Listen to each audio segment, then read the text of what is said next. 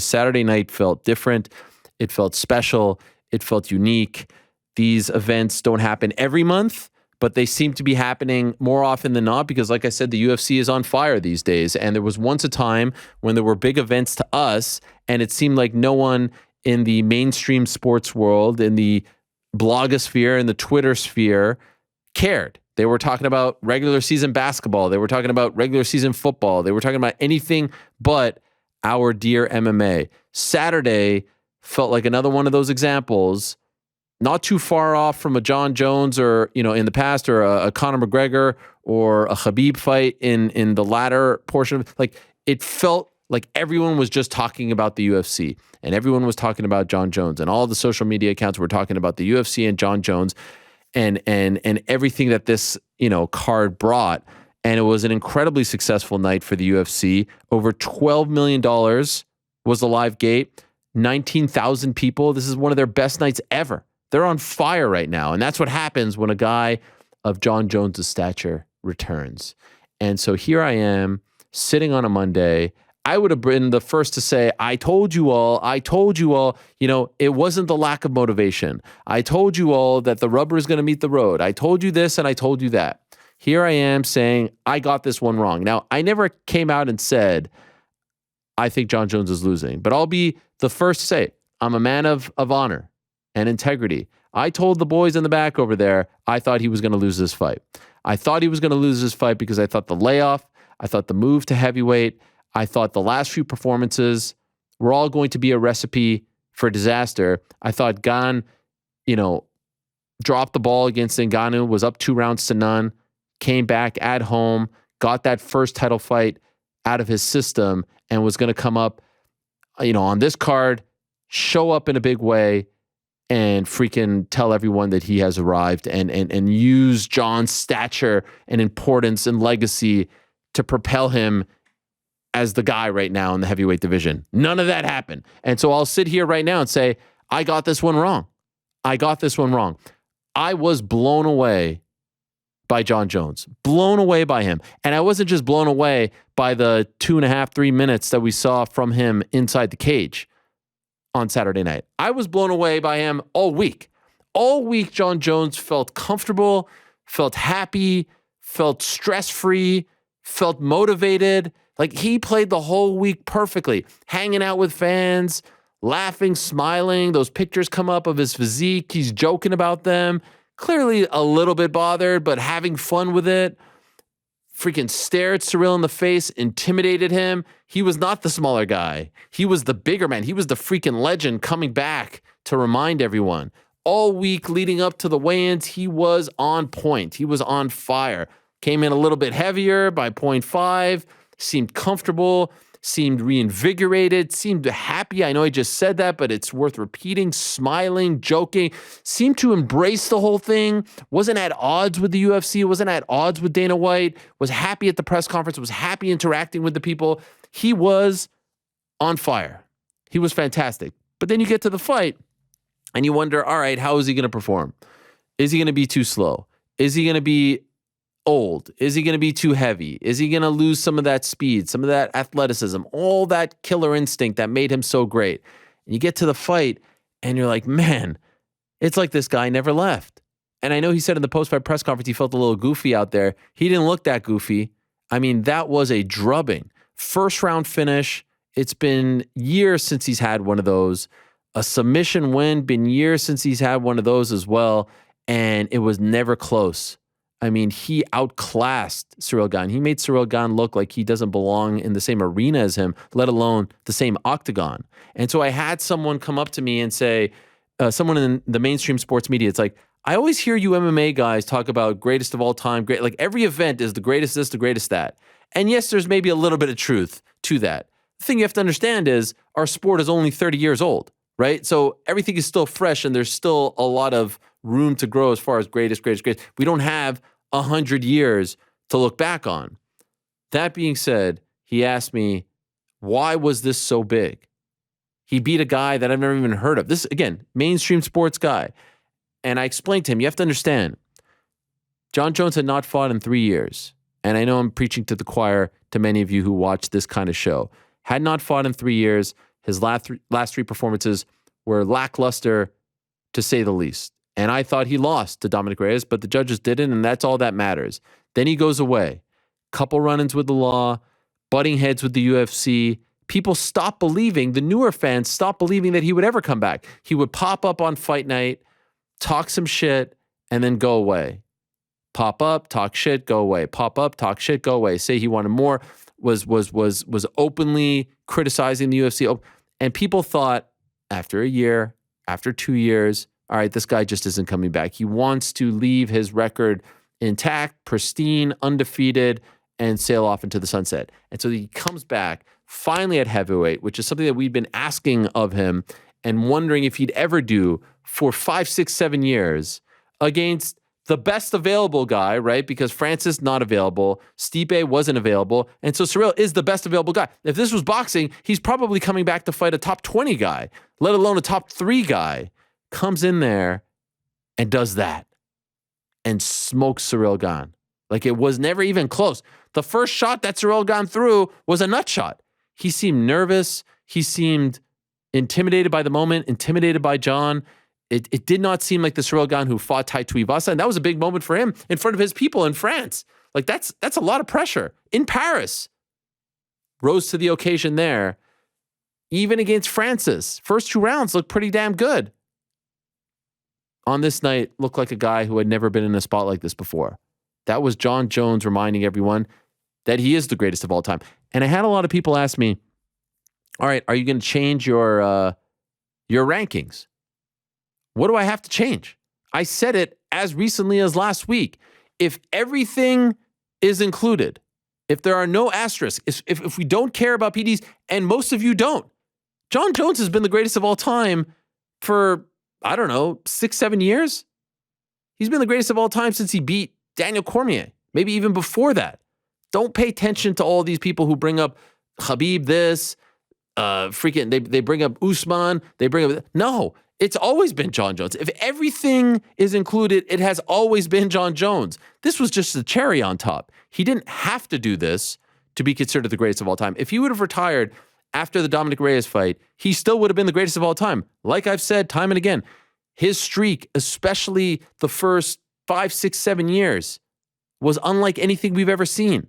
The way in which he won, who he beat, how dominant he was, it was unlike anything that we have ever seen and will ever see. Because it wasn't just dominance a la Valentina Shevchenko and Demetrius Johnson. It was dominance, and against who? The opponents matter. The strength of competition, the strength of schedule matters. And it mattered when he beat them. It freaking mattered, and it mattered, and it mattered. And it was one impressive performance after the next. He didn't need this. But if y'all needed this, great. Now, again, I will repeat, sitting here, if we're going to play the game where if you've tested positive once, twice, whatever, and you can't be included, and now we're talking about the Khabibs, the GSPs, the DJs, the DCs, the Stipes, the Fedors, all that, that's a great list. But that doesn't include Jon Jones, that doesn't include Anderson Silva and a few others, then GSP is my number one. But if it's the everyone is included list, it has always been Jon Jones. It has always been Jon Jones.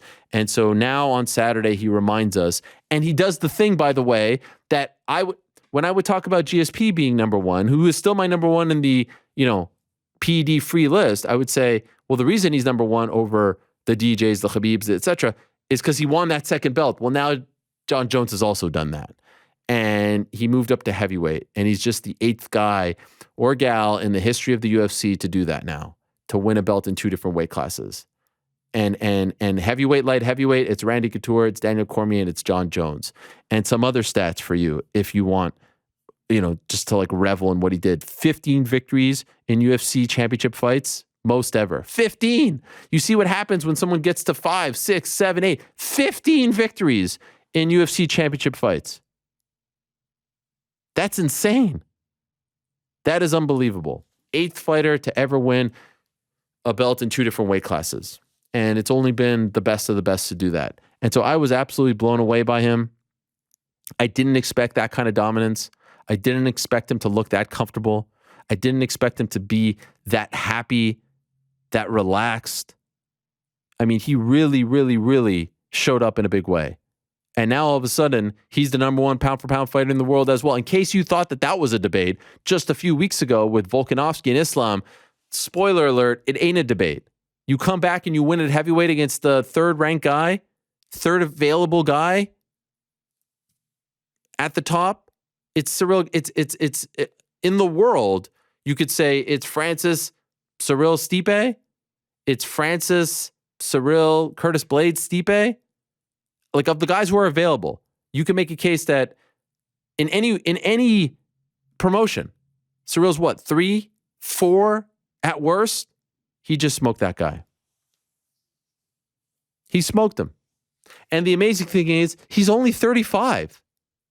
And if you're fighting at heavyweight, and especially if you're fighting like that, who's to say he doesn't do this for a few more years?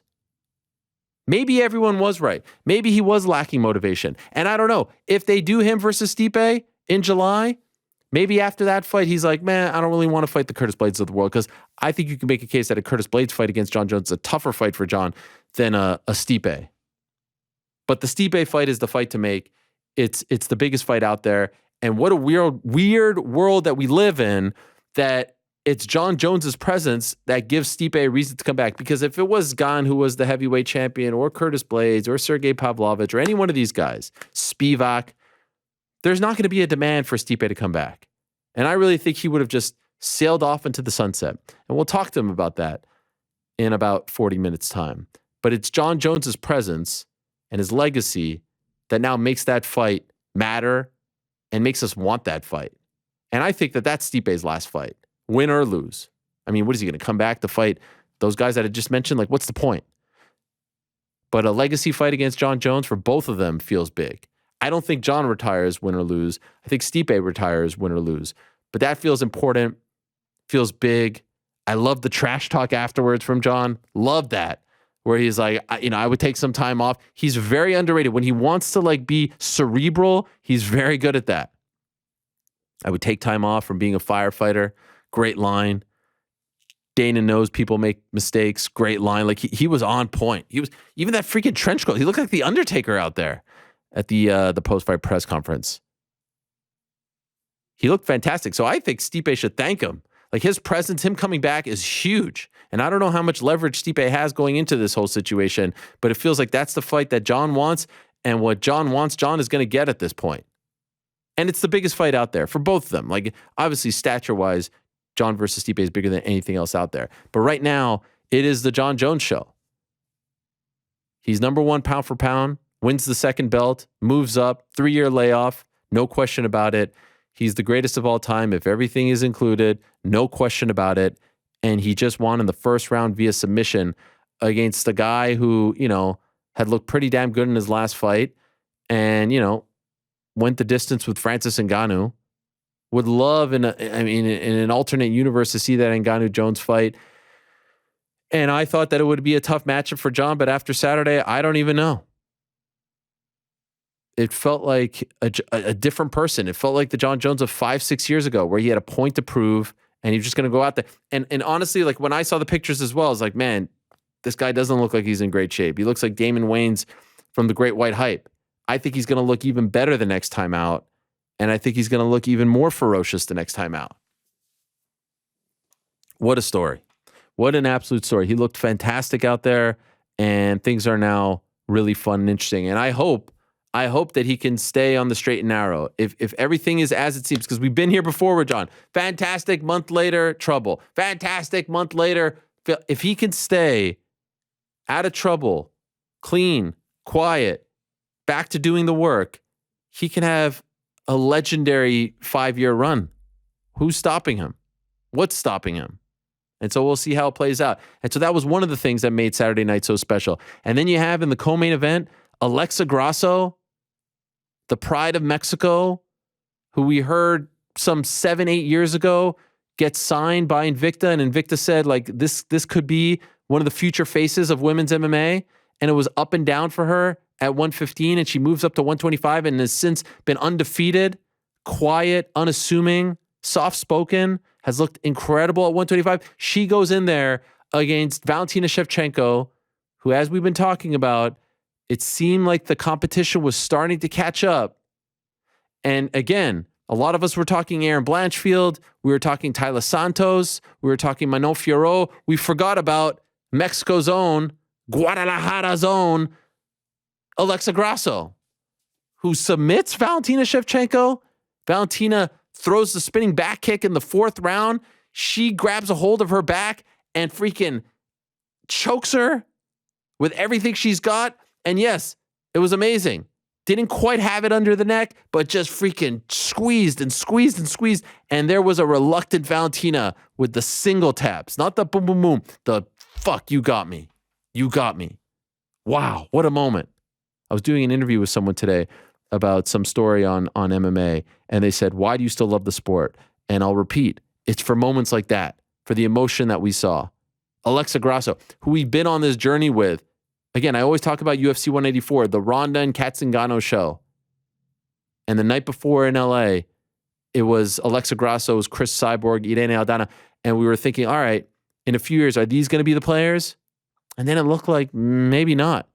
Maybe they were more marketing, more hype. She has freaking put it all together. And you see that play out. And, you know, there are some people like Jon Jones, like Bo Nickel, that just go like this. And then there are some people who it's like this, like this, like this, like this, like this, like this. And then you see this explosion. You're like, wow, they finally put it all together. Leon's another one of those. And I think those are the ones that stick with us. Because you see them from the prelims, and you see them stumble, and you see them falter, and you see them try to figure things out. And then they go on this amazing run and put it all together. And we saw Alexa Grasso, who was a plus 2,500, I believe, to submit Valentina Shevchenko. We saw her submit the greatest female flyweight fighter of all time, and probably like top 2 or 3, you can make the case, greatest UFC women's fighters of all time. Like in terms of stature and legacy and what she's done, there's Nunes, there's her. Obviously, Ronda's in the mix. Cyborg didn't have the best run, but still, her body of work speaks for itself. Like, where do you put her? Miesha Tate, Holly Holm, she's in there. She's top 2, top 3. She was my number 1 female pound-for-pound fighter on the planet going into that fight. No longer. And so do they run it back? Do they do something else? Who knows? But all of a sudden, Mexico now has 3 champions. 2 undisputed, Brandon Moreno, Alexa Grasso, 1 interim, Yair Rodriguez. And what's amazing about this is when we went to those early Mexico shows, UFC 180, 188, it all felt like, all right, these are solid prelim fighters, but there's no real champion in this group. Kane made headlines, but he was Mexican-American. Now you have purebred Mexican fighters who 20 or so years ago are maybe going into boxing. Now they're coming into here. And who knows what happens in 10 years as a result of these victories. They got to figure out a way to go to Mexico now. You got to have a card with Moreno, with Alexa Grasso, throw Yair on there. Maybe not for Cinco de Mayo because, of course, it looks like they're going to Jersey that weekend. Maybe for September, Mexican Independence Weekend. I know that's typically a Canelo weekend. And him not fighting this Cinco de Mayo weekend feels like it opens the door, but that's in 2 months. Doesn't seem fair. Regardless, doesn't even matter what weekend, honestly, just do it any weekend. You got to capitalize on this. 2 out of the UFC's champions are from Mexico, born and bred in Mexico. Who would have thought 5 years ago? Unbelievable. Shavkhat Rakhmonov remains undefeated. What a fight against Jeff Neal. Jeff Neal proved to be very, very tough. Shavkhat just a bit tougher, and he's a name to watch, and I would love to see him versus Colby. I don't know if Colby does that fight, if I'm being honest. I don't know if he has any interest in that whatsoever. I don't know where, like, is he ever going to come back? Who the hell knows? But I would love to see that. Mateusz Gamrot had a very, Mateusz Gamrot-like fight and performance against Jalen Turner. And I thought Jalen Turner was a live dog. And Bo Nickel remains undefeated, as I said. Somewhat controversial with the nut shot, if you will. But I don't think anything's going to happen here. Cody Garbrandt with the big win over Trevin Jones. Somewhat back on top, somewhat back on track as well. Dricus du Plessis gets Derek Brunson's corner to throw in the towel. How about that? Never see that. He's in the mix. Marc-André Barriault with the big win over Julian Marquez. Ian Machado Gary, as I said, remains undefeated after getting dropped in the first round. It was a great night. a great night on paper and a night that delivered. And I was watching the updates and all that stuff up until pretty much the end of the Gamrot fight. Then the wedding ended, and then I watched the last 3 fights live. Went back yesterday to watch everything that I missed, and it all delivered. It was a great night for the sport, great night for the UFC. Felt big and important. Let's talk to the guys about it all because they were watching live, and I think we didn't really talk a lot about it, but I know New York Rick has been on the Jon Jones bandwagon for some time. And wow, you got the poster too, huh? What, we moved it over? We shifted it. I like it. So I'm blown. At its time, and now it's home. No, it makes sense. So I was blown away. I said what I said. How did you feel about his performance on Saturday? Yeah. To say I expected it would not be true, right? There were a lot of unknowns heading into this fight, and I was willing to grant that there were a lot of unknowns. I wasn't confidently saying Jon Jones is going to come in there and smoke Ciryl Gane. Because of the time off, because of the move to heavyweight, I thought there was a chance that this could not happen. But did I also think there was a chance that this did happen? Yeah, I did, because I don't think Ciryl Gane has the tools to stop Jon Jones in any significant way. Did I think it happened in this method? No, probably not this quick. Like, Jon Jones is not really known as this level of a finisher, and especially not this quickly. It's been a long time in his career since he's been able to do this.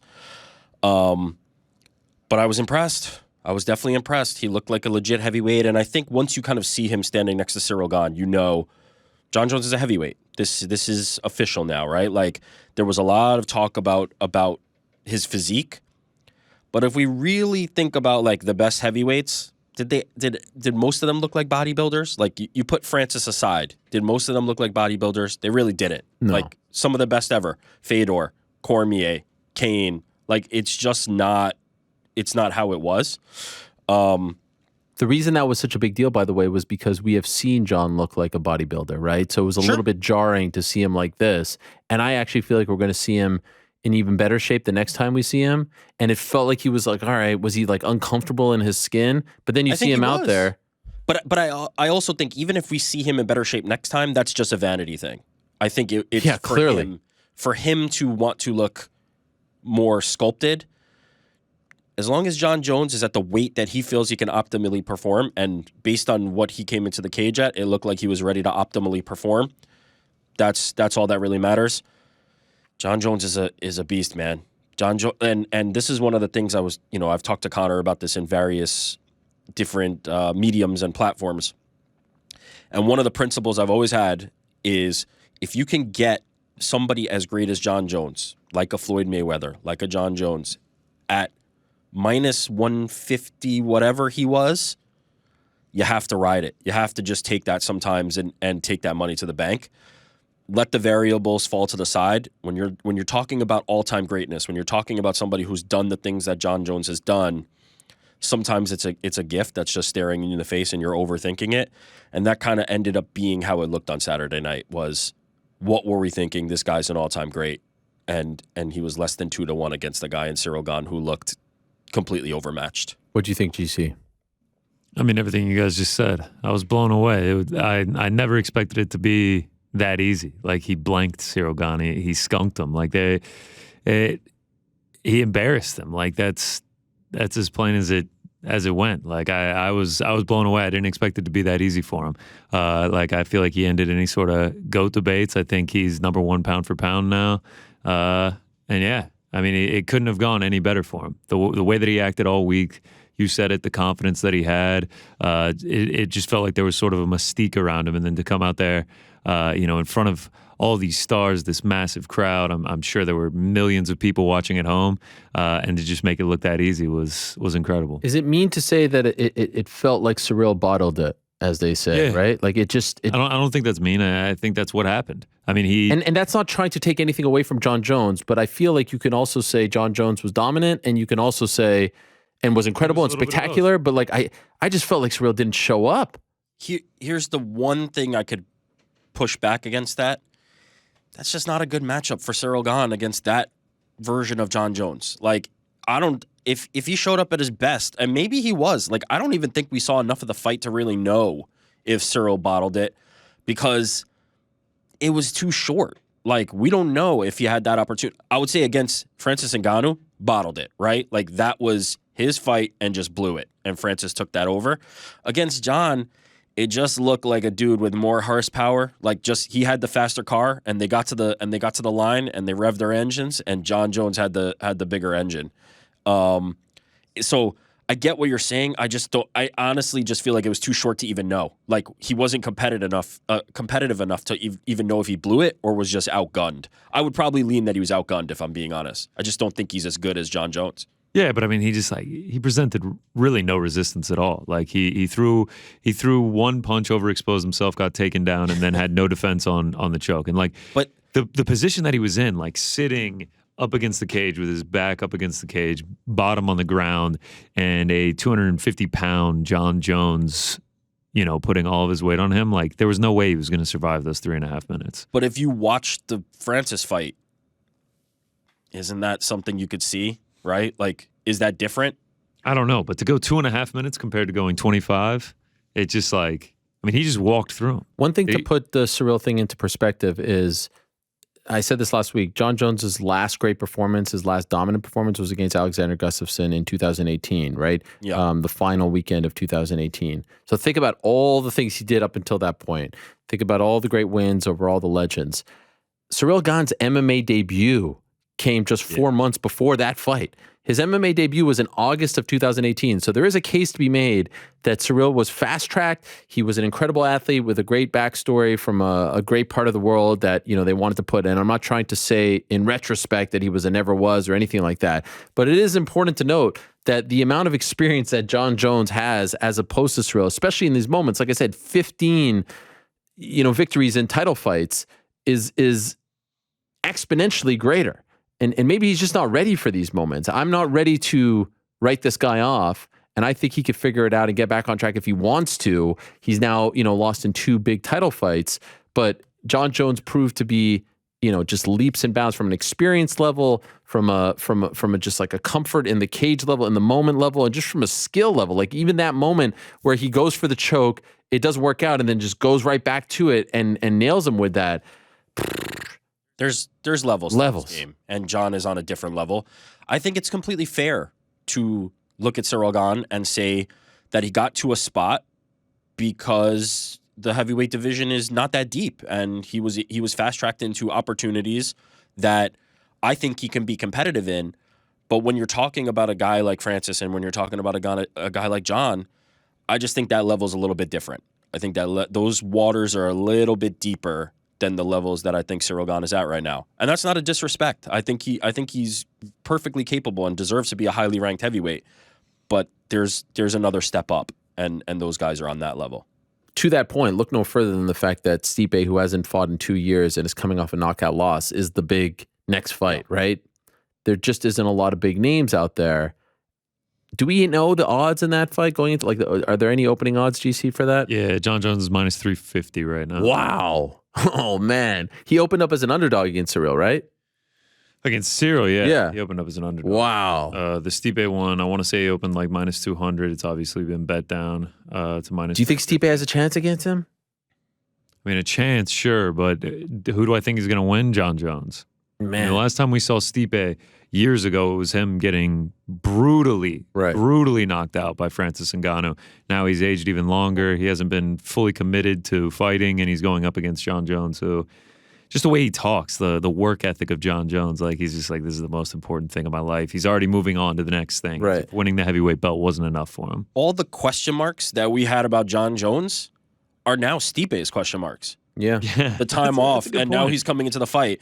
Jon Jones motivation. is in the cage now. Yeah. Motivation, all those things. Except the difference is Jon Jones, well, I was going to say won his last fight. I think there's some people that would debate it. But Jon Jones, on paper, won his last fight. And Stipe got knocked out. Like, there's a lot of question marks around Stipe. I don't foresee it going very well. I think a motivated Jon Jones is a real problem for anybody. But with all those question marks, the same ones that everybody was pointing to make this case against Jon Jones for Ciryl Gane, those now transfer right over to Stipe. The beauty about this Jon Jones as opposed to the one from 3 years ago is that the one from 3 years ago had already cemented his spot as the best light heavyweight on the planet. So to the point that people were making last week and that I was dismissing, he had to get up to fight Dominic Reyes, Anthony Smith, Thiago Santos. Now he's got this runway of, let me try to be the greatest heavyweight of all time. Because honestly, that runway is much shorter. And so it doesn't necessarily matter, right? It doesn't necessarily matter if it's Stipe or not, but I appreciate the fact that he's like, all right, the heavyweight GOAT is available. Let me go after that guy. And then maybe I'll go after, I don't know, Curtis Blade, Tom Aspinall. I think if he feels this way and he's this happy and he has found his purpose and maybe he wants to make up for lost time, why can't we see another 5 years out of him? Now, we may play this clip back in 6 months and be like, damn, you were foolish. You know, like, fool me once, fool me twice, fool me 3 times. But the runway is there for him to plant his flag in a second weight class, right? This is the weight class to do it. Oh my God. Heavyweights are older. There's less skill, more power, or less technique rather. Not less skill, less technique, more power. And those are the things that tend to carry. Right, the speed is usually what's going to go. It's not necessarily the power that tends to hold on a little bit longer. So yeah, I think Jon Jones is in a really nice position to make this a real run if he wants to do it. But quite frankly, even if he gets in one title defense, I think that really like helps his legacy tremendously. To be a champion in a second division and not just capture the belt, but actually defend the title, that changes the game. So no matter what he's doing after that, it's kind of gravy. Like the dude's legacy is untouchable at this point. I mean, there's a world where he gets to 20 title fight wins by the end of his career, which is just insane to think about.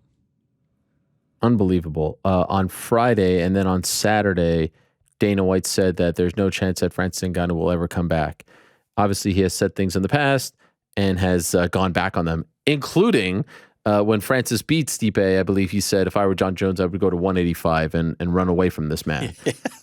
So, you know, like, he says shit. That being said, if they booked the Stipe fight, and what a perfect international fight week main event that would be, right? Like, it just feels perfect for international. Like last year's was cool and all, but it felt like it was lacking a little bit. Cannonier, Izzy, like, didn't quite have it. This feels like it has it. It's a heavyweight title fight. Yeah. Yes. If Jon Jones is fighting, like you talked about it felt so big. I went to breakfast yesterday morning and it was in a diner and I could overhear strangers, this wasn't just like one table, strangers arguing over Jon Jones' legacy, what happened at UFC 285. I've never really witnessed something like that where people are talking about it like they're talking about the Super Bowl or something the day after. Just wait until Conor comes back. Oh my God. It will be tenfold. I mean, 2023 is just... it's a huge one. It could be a huge year. Huge one if it all stays intact. So that would be perfect. I wonder though if he beats Stipe, if they revisit the Francis thing. You've got to. Maybe he gets that one. How big? He gets that one boxing match out of the way. Yeah. Out of his system. And maybe there's an opportunity there. I don't know. Incredible. There are egos involved here, right? Yeah. Obviously that would be the hindrance from a promotional perspective, from a fight perspective, from a money-making opportunity. There's nothing that would stop that fight from happening. There's nothing bigger than that fight, save for maybe Conor versus Nate or something, like that. You're really talking rarefied air in terms of how big a fight that could possibly be. It comes down to egos. Francis's ego, Dana White's ego. Though that would be the only obstacle. Because from a money-making perspective, there's no doubt this fight just got even bigger than it already was, and it was already big. So... it's massive, and they would be irresponsible not to revisit it. Just think of the money, that they made on Saturday, and the Francis fight is 5 times bigger than that. It's insane. You know what I mean? It's only gotten bigger. It's only gotten when bigger. They were first talking about it. They lucked into now potentially the bigger fight, and it should have to be discussed. If they don't discuss it, it's purely an ego thing. Could you imagine if Francis actually wins his pro boxing debut? I don't know who would be against. Let's say he fights Dillian White. Let's just say, and wins that. But wouldn't that hurt it? Wouldn't that hurt the chances? Because then you stick around and do another boxing Just break the bank for the guy, man. Like, I was going to say, hurt the chances potentially, but it would make the fight even bigger if he were to beat him. You break the bank for him, and you'll still make a shitload of money. There is no number that you could invest in this fight that you wouldn't end up seeing just monster profits. The fight would be so big. It's worth it in every regard. But if Francis knocks out a legit boxer, Francis goes in there and knocks out a legit boxer, I think another bigger boxing fight is in store. Of course. Yes. It's just really hard to get away from that. Sure. If he loses, I think does the Jones runway's there. fight suffer? I No. don't think so. No, No. because I don't think anyone really expects him to win. If he gets in there with like a real legit pro boxer, like a Dillian White Yeah. or a Deontay Wilder, I don't think losing hurts him at all. No way. Especially if he's not like brutally knocked out, right? If we're talking Yeah. like he loses a decision, roll it. Let's go. Jon Jones, Francis Ngannou, let's do it. There's Oh, nothing it'd be stopping amazing. that. It was, it was honestly great. You think back to the guys that he has fought, that Jon Jones has fought, most of those guys, which makes the performance even that much more impressive. Like this is his UFC resume. Gusmao, not in the UFC. Bonner, of course, not in the UFC. Jake O'Brien, not in the UFC. Matt Hamill, not in the UFC. Brandon Vera, Vladimir Miocic, Ryan Bader, still active, still thriving, but not in the UFC. Shogun, not in the UFC. Rampage, Lyoto, Rashad, Vitor, Chael, Gus, Glover just retired, DC, OSP still in the mix, but not really a top contender. Gus, Anthony Smith, Thiago Santos, Dominic Reyes, all the big wins, those guys aren't around anymore. And he's doing that for the heavyweight title.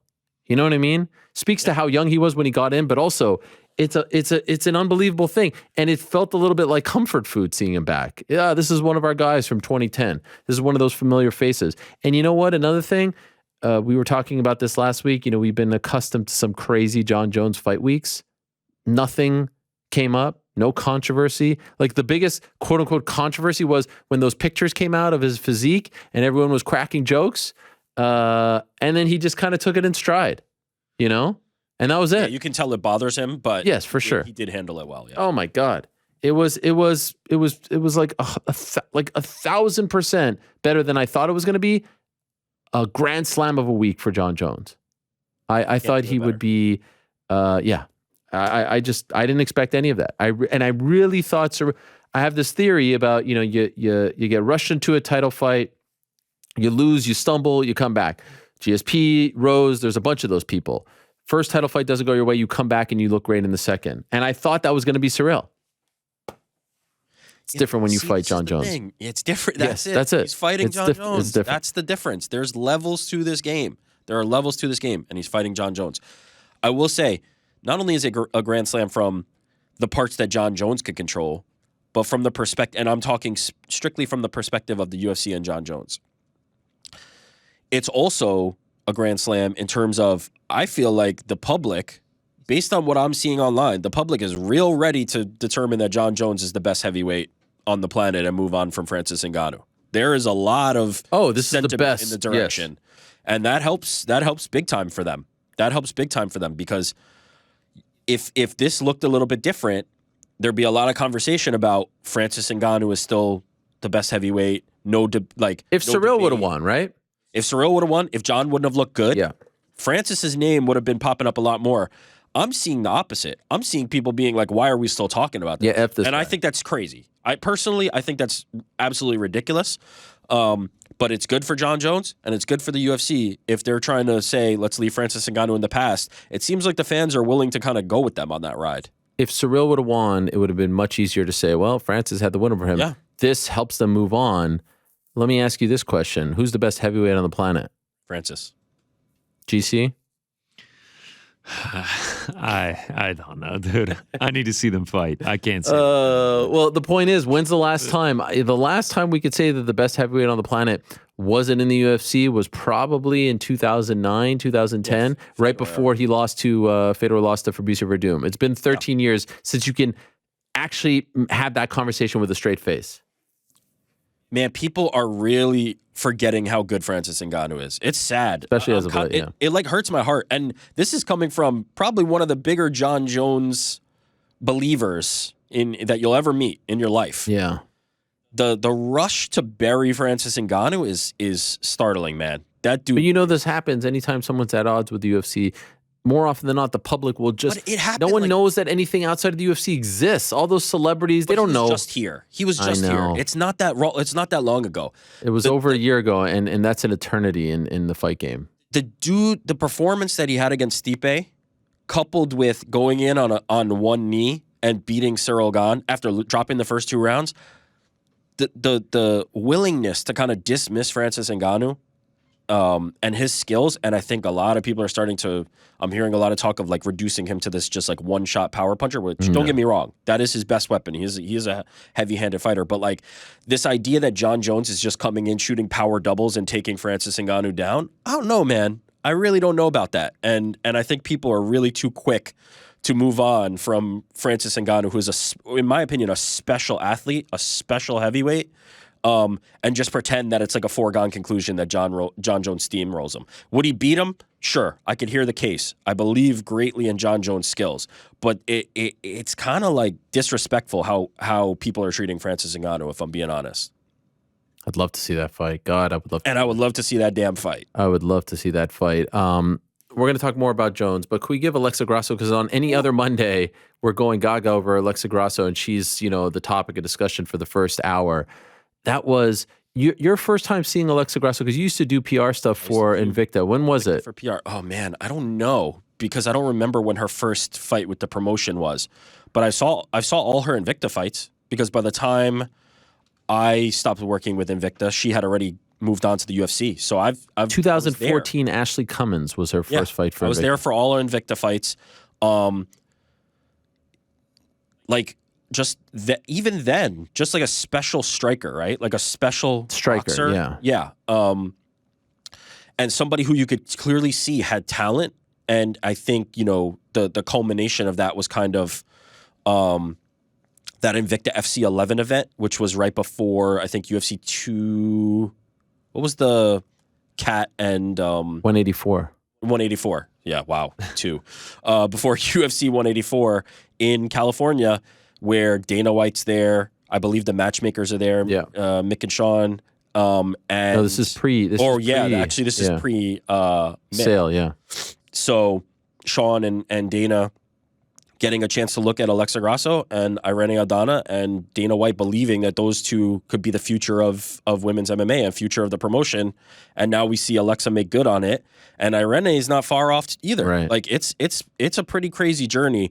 But yeah, even back then, I think everybody pegged her as a very special kind of talent, and whether she could realize that was going to be up to her. And now she's the freaking world champion and beat Valentina Shevchenko. What a finish. Finished Valentina Shevchenko. Finish. That's the thing. craziest. Subbed her. With an unbelievable. I mean, that sequence at the end there was a masterclass. And now I was thinking about this because we talked about it very recently about the immediate rematch thing. And I don't know, like, Come to yes. Welcome. I actually feel like they shouldn't do an immediate rematch. I think they're going to, though. They're going to. However you feel about it, I think they're going to. I wonder if we should learn a lesson from the Juliana Pena-Amanda Nunes fight, where it's like, all right, we have this incredible moment, you run it back, she loses, and it almost feels like that moment never happened anymore. Yeah. Right? It kind of does. It kind of does. You know what I mean? If we are doing this in service to Valentina Shevchenko, right? Yeah. If this is solely to say, Valentina, we appreciate everything you've done for the company. You are a tremendous She deserves champion. it. You deserve, quote unquote, deserve, because I don't think that matters in the fight game. You quote unquote deserve it. We're giving you this opportunity. I don't have a problem with it. But if you want compelling storylines, if you want the divisions to continue to move, if you want to generate new contenders, Valentina fights somebody else, Alexa fights somebody else, and they link up later. The immediate rematch thing is such a waste of time. It's just such a waste of time. Then who would we like to see her? Blanchfield? Right great, now? Let's do it. Why not? See, what do you mean right now? She was about to be she's the next coming of Jesus, and she's going to beat Valentina Shevchenko, and now it's she's not even going to fight Alexa? Okay, well, here's the thing. I feel like it's incredibly disrespectful to Valentina to now make the decision like, we're not going to do this. Historically, you have a long title reign. You've earned that shot. Even the Izzies of the world gets that shot, right? I think they're going to. And I think so too. But now that I start to see this, and I'm like, and it's really the Pena moment. But here's the thing. There's no telling that Valentina is going to beat her again, because if you look at the scorecards, I mean, say she doesn't finish her in that fourth round and they go to a fifth round, it would have been 2-2 entering the fifth round, and there's no telling what would have happened there. It was a very close fight. Yeah, Valentina clearly won 2 and 3, but Grasso, if you look at the scorecards, she was down 2-1. She was about to win the fourth round. It would have been tied going into the fifth. Like, if she beats her again, then she puts it to rest, and it feels like Valentina's career at 125 is sort of beginning to come to an end at that point. I got to be honest. Some of the immediate rematches feel like trying to correct the history books. Yeah. Some of them feel like That's what the Nunez one felt the better outcome for the UFC was the one that didn't happen, and so we're trying to correct the record. I don't know that this is a bad outcome for the UFC. Oh my God. Let's let it sit. I don't This think is it an is at all. unbelievable Let's let it outcome. sit. But I don't think they're going to. I think Alexa Grasso talked about it and Valentina tweeted about it. Like they both said immediate rematch is happening. Sometimes you don't get what you want. What's the bigger fight? Obviously, the rematch is a bigger fight. Yes, but that. Oh, but, then Grasso Blanchfield Yeah. for sure. No but doubt. here's the problem with that. Now the other fights become smaller fights. Yes, that's the bigger fight, but you make the other fights feel less significant. There's a problem. There was a problem during Valentina Shevchenko's reign, and it was evident in the Alexa Grasso fight, where everybody who was presented as a challenger for Valentina Shevchenko was minimized, felt like they had no chance. Everybody reduced them to fodder or food for Valentina Shevchenko. So then when somebody's competitive, like Tyler Santos is, it's like, wow, is Val slipping? No, they're good fighters, man. And Alexa Grasso is a really, really good fighter. Personally, I thought this was a really bad style matchup for Alexa Grasso. I'm not about to sit here and pretend that I was picking Alexa Grasso. I thought this was a bad style matchup for her. But she's a really, really good and really, really well-rounded fighter. And a lot of Valentina Shevchenko's opponents have been minimized to just the next step, and then Valentina moves on, and then it just continues. If we continue to make this the Valentina Shevchenko show, and instead of celebrating Alexa Grasso and giving her a potentially new opponent, it will always be the Valentina Shevchenko show, and everybody else will get reduced. Let's just move on. Look, one fight. Valentina Shevchenko wins one more fight. Give her a title shot. That's great. I got no problem with it. So what do you don't need think? immediate rematches every single time. Shevchenko Santos 2, Grasso Blanchfield for the belt. Winner of Shevchenko Love Santos it. 2 gets the title shot. Love it. Damn, that's a Give tough Tyler- fight. What do we do? Give with Tyler Manon another- Fiorot? What do we do with Manon Fiorot? I don't know. We don't really know what her status is. Now I love my girl Manon Fiorot's chances of getting the belt. You know, give me Fiorot, Grasso, nice little 25-minute stand-up futures, of fear. baby. The thing about Shevchenko, I like what you're saying, but I also feel bad. And I think this doesn't get talked about enough. 20 years in MMA, 30 years, as she said, in martial arts. Her run in the UFC alone, unbelievable. This is her first loss at 125. She's only lost to two people now in the UFC, Amanda Nunes and Alexa Grasso. Crazy. 9-0 going into this fight as a 125-pounder. And like a lot of those fights were, I mean, it felt like, talk about levels with Jon Jones and Ciryl Gane, felt like this was, you know, NBA champion going up against, you know, a D3 basketball team at times. So I hate to put this rule into place now, but there's a part of me that feels like with the Pena thing, like they kind of ruined that. They could have had a little bit of a run there with Pena, and they just went right back to the well, and now, you know, And now we're waiting on another one. Yeah. It makes it so much less interesting. I get it. The long-standing champ deserves respect, but like winning one more fight and then getting back there is Same card? Kind of like Same slap card in would the be face. fun. Do it on the same card, and then it's perfect. It's like a little it's made. tourney. Yeah. I'm back. I wasn't ready last time. I took you lightly. I'm gonna smoke you this time. Let's do it. Yeah, I feel you. But I think it's just going to be the immediate rematch. It's a little unimaginative to just keep doing the immediate rematches. Every time a somewhat dominant champ loses, just run it right back. And sometimes it's controversial enough, like the finish in the Izzy Pereira fight, very controversial in my opinion, very premature. So you got to run that back.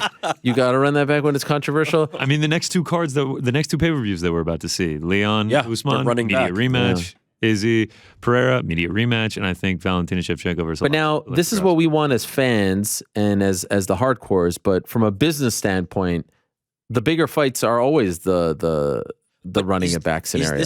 Is this like a pay-per-view draw, or is this going to end up as the co-main Yeah. on a card that already has a different title fight? Do an immediate rematch, but do a card in Mexico, and it's the co-main under a Brandon but Moreno fight. You could put Grasso versus a broomstick in Mexico, and it's going to be with the But rest give her of the immediate Mexican rematch and champions. just make it on Alexa Grasso's home soil. But can I just throw something out? Grasso versus Shevchenko is a bigger fight than Brandon versus anyone at 125. Really? Absolutely. Brandon's a bigger Pantoja? star, but who's the opponent? Pantoja? Pantoja. Pantoja versus Moreno is a bigger fight than Grasso Shevchenko too? I mean, what do we mean by bigger? This is always the thing that we kind of get into is like Bigger what's fight. bigger? Brandon Moreno would be the I think main Brandon event. Moreno if they did it headlining if the they did it in card Mexico. would be bigger. Yes, No doubt. No doubt. Brandon, because of who he is, he's Yes, beloved. he's a but the hero. fight itself, like the story, the Yeah, Pantoja and Moreno got a great story. I love it. if Alex Pantoja rung my doorbell Oh, today, Stop, dude. it's Don't, What? dude. No. Come on, man. Shevchenko? Like, you're acting like he's like a top No, 30. Shevchenko Grasso. You're is- right. She's like the greatest female fighter, arguably of all time, and fighting the person that just Valentina is the biggest name of all all of those. Yes, that's what I'm trying to Brandon say. Moreno I'm not is a trying to bigger hate on star in Pantoja, but I'm Mexico. just saying that to me.